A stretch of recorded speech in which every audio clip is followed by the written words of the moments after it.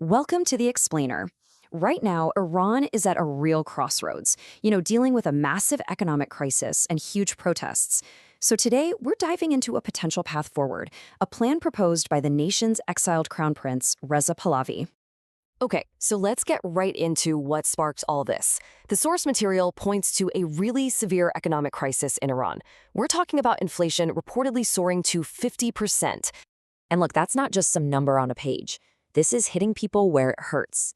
The price of food has jumped by more than 70%. You can see why this kind of economic pain would be a huge reason for people to take to the streets. And as these protests got bigger, the regime's reported response was to basically pull the plug. They cut off the internet, blocked international calls. They were really trying to control the story and keep the protesters cut off from the rest of the world. So you have this incredibly tense situation, you've got this government crackdown, and all of that has created a kind of opening for a major opposition figure to step into the spotlight, Reza Pahlavi, and he's calling for people to mobilize.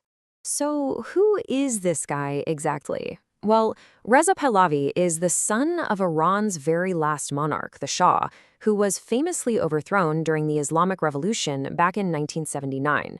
Pahlavi himself has been living in exile ever since all that went down. And this timeline really gives you some crucial context. His dad's rule comes to a sudden end in 1979. I mean, that year completely changed everything for Iran. And you can see here, Pahlavi had actually already left for the US, just the year before the whole world turned upside down for his family. And wow, this slide just lays out how dramatic that change really was. This source material describes Iran going from this monarchy allied with the US, a country that was pushing for modernization, to an anti-Western Islamic regime, one that the US government now calls the world's largest state sponsor of terrorism. It's a night and day difference. All right, so now that we have that history in our back pocket, let's take a look at where he stands today and the actual plan he's putting out there during this moment of crisis. You know what's so interesting here is how Pahlavi talks about his own role. In the interview, he doesn't really present himself as a politician.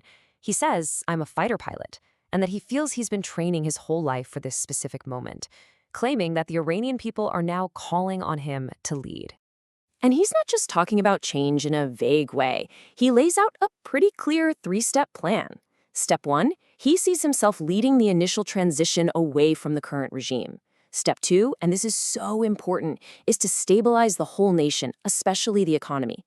And then, and only then, does he get to step 3, making sure there are free and fair elections so the people of Iran can actually decide their own future.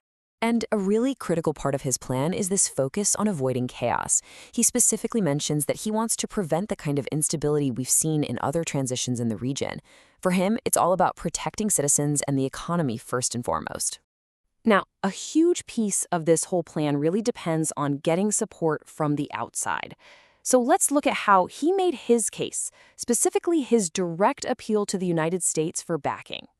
He actually made this direct appeal to the US president at the time, Donald Trump. And by using that phrase, "make Iran great again," he was clearly trying to frame Iran's liberation as not just an Iranian goal, but as a shared historic win for both countries. And Pahlavi argues that this perceived support from the White House wasn't just for show. He claims it gave real, tangible hope to the people protesting on the ground. It made them feel that, this time, unlike in the past, they wouldn't just be abandoned.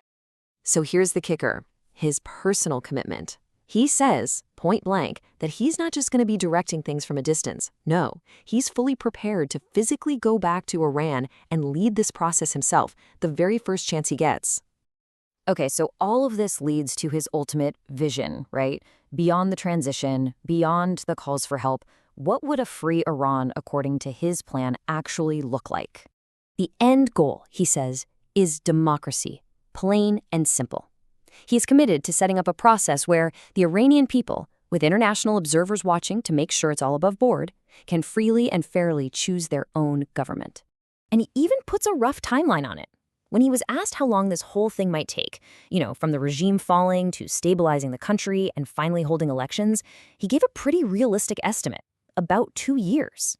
He also imagines a totally different approach to foreign policy.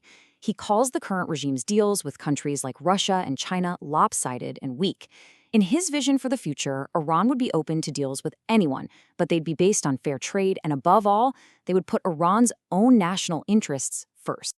But after laying out this whole detailed vision, the interviewer brings up one last, really crucial question. What about Pahlavi's own role in this new Iran he's describing? See, he talks about himself as this transitional figure, a sort of honest arbiter whose job is just to get Iran to the finish line of a free election. But when he was asked straight up if he'd run for office himself, he kind of leaves the door open. He says the choice is up to the people, and that leaves his own political ambitions as this big, open question for the future.